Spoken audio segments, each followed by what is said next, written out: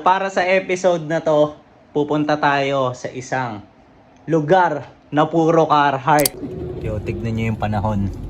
Yo, good day limlim. guys. It's a wonderful today. Nakuha ko siya sa kaka-open lang na Nike store sa UP Town Center. Angas pre, gago. Sakto pa sa suot mo. Ayun o. Pauwi na kami. Ito yung mga iuwi namin. O, tignan nyo.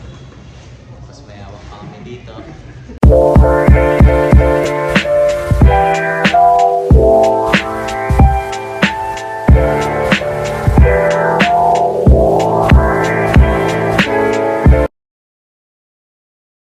Yo! Good day sa inyong lahat. Alam nyo na yan. So para sa episode na to, pupunta tayo sa isang lugar na puro Carhartt. Bakit? Kasi ito tingnan nyo. Papaliwanag ko lang. Bale yung isa sa viewers natin dito sa channel, nag-DM sa akin sa Instagram. Then ito pa lang si Bossing, reseller siya ng Carhartt.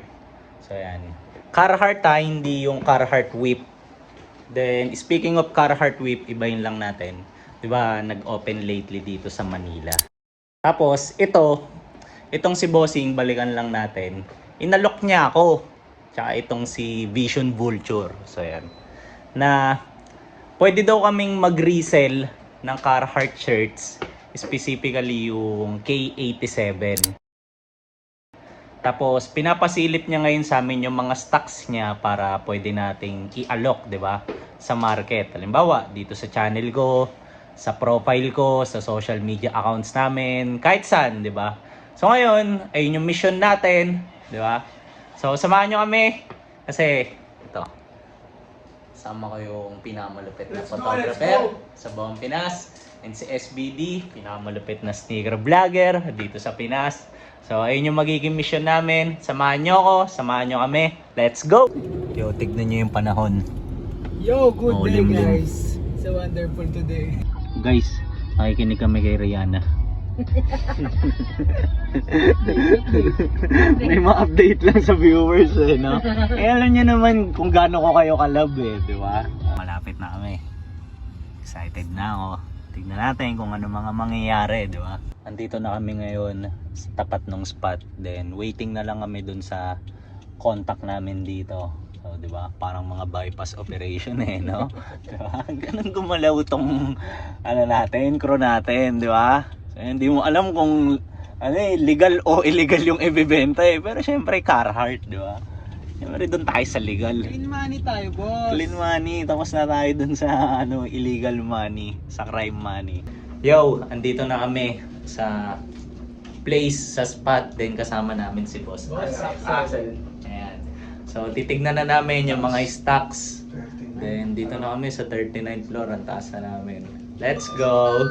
Pinay-prepare lang ni Boss Axel yung mga stocks na ipapakita niya sa amin. Then ngayon, andito lang din kami. Ewan ko kung makikita, pero napakaganda ng view. Tingnan nyo. Ang taas ng floor nila.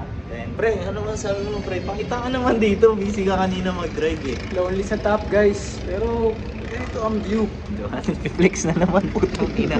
Lahat ng flex ginagawa na ito sa vlog ko. Pero habang naghihintay pala, gusto ko lang munang ipakita yung mga outfit na itong mga kasama ko. So yan. So ito, familiar na kayo dyan sa hat niya na yan di ba? So yan. Pero tingnan nyo to. Gandang-ganda ako kanina. Nung nakita ko, ganda ng kulay, ganda ng condition. Siyempre, May vlog ako kung saan ko ito nakuha. Check nyo na lang sa channel ko. lagi ko naman pinaflash yung handle nito So check nyo yung mga upload na itong tropa ko. Tapos simpleng kaki lang. Tapos Adidas na pair.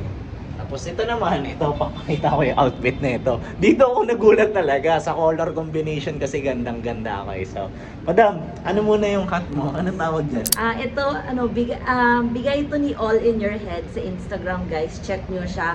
Nagbebenta siya ng mga unique na caps mic. So, Okay. yung mga hindi masyado, mga underrated na caps, yun yung mga binibenta niya. So, ito, binigay niya sa akin, parang Murakami. Ayun nga ngayon ko lang din nakita Sobrang tingnan nyo. ganda na distress. Madam, medyo lapit nga lang natin kasi yung details tignan nyo, parang gold yung stitching. Oo, ganda. Okay. Ano brand yan, madam? Matanong ko. Hindi ko nga alam anong brand to Ayun, parang Japanese. Made in Japan. Pero Yes. parang Parang Murakami Murakami nga talaga. talaga. Kasi tignan nyo yung tag.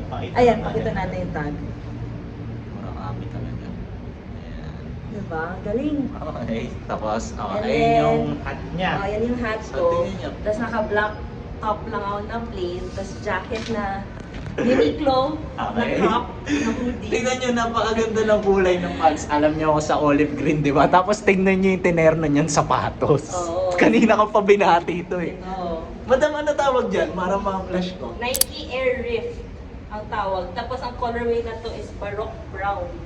Nakuha ko siya sa kaka-open lang na Nike store sa UP Town Center. Ayan, pinlag niya. Wala Check eh. nyo na doon. Endorser ng Nike. Andito na yung mga stocks. Check lang namin.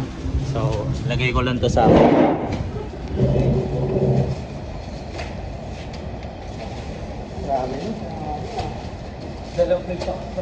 And then, yung reason pala kung bakit nandito kami ngayon sa taas, kasi parang nakakahiya rin eh dun sa unit nila boss. Kasi may bata, di ba? So, syempre ang dami namin, tas galing pa kami ng labas. So, dito na lang kami lumipat sa mas maluwag na space. Then, at the same time, di ba, open. So, let's go. Ito, checking kami. Tara. Nilatag lang namin bawat plain color na meron.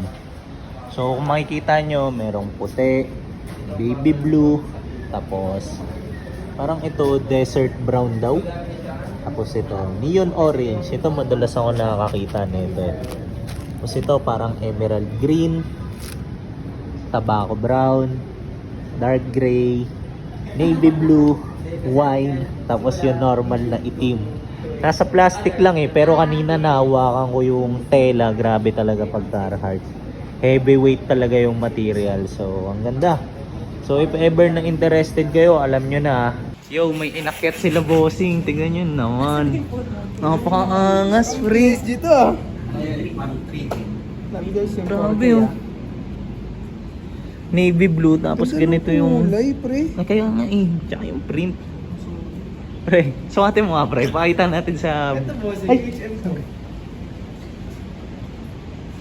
Sukatin mo pre. Sukatin mo. Sakto nakaka-Carhartt hat ka din eh. Oh.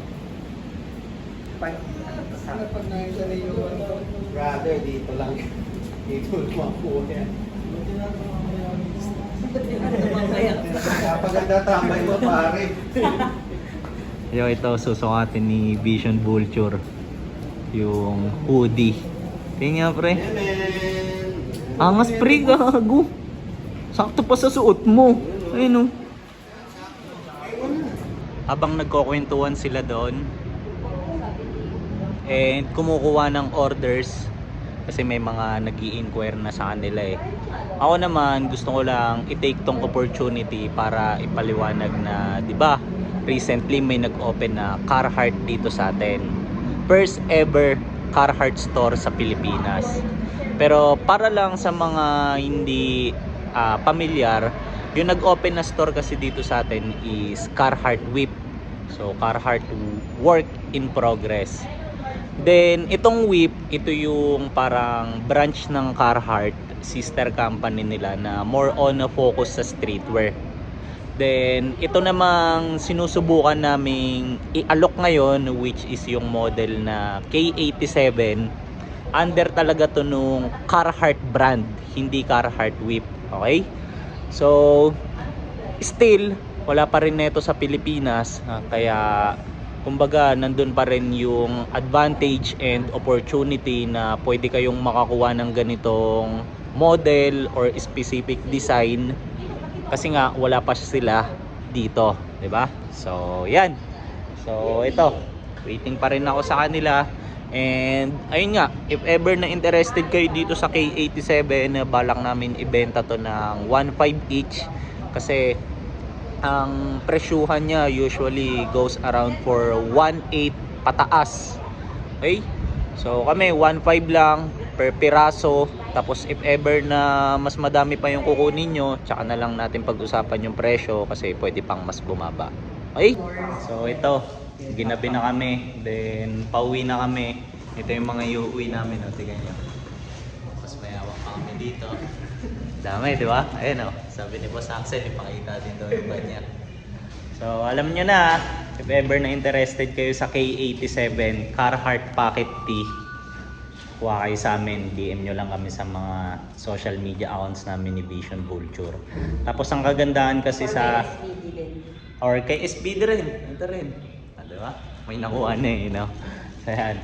Then ang kagandahan kasi sa piece na to, kahit na hindi ka interesado sa streetwear, kumbaga, bagay siya sa lahat eh. Bakit? Plain lang, walang ka-design-design. Tapos ang kagandahan pa, pocket tee siya. So if ever na may mga kailangan kang ilagay, meron kang extra katulong na bulsa. Diba? So maganda. Tapos bukod dun sa, kumbaga, sa pagiging plain niya, pagiging basic niya, madaling bagayan, isa pang advantage dito, maganda yung material ng K87. Siyempre, Carhartt yan eh. Kaya yun lang. So, kailangan na namin tapusin yung video dito. Then, see you na lang sa next kong upload. Pre, maalam na tayo, pre. Sige na, Chick. Boss Axel. Subscribe kayo, Mike Lacson. Let's go!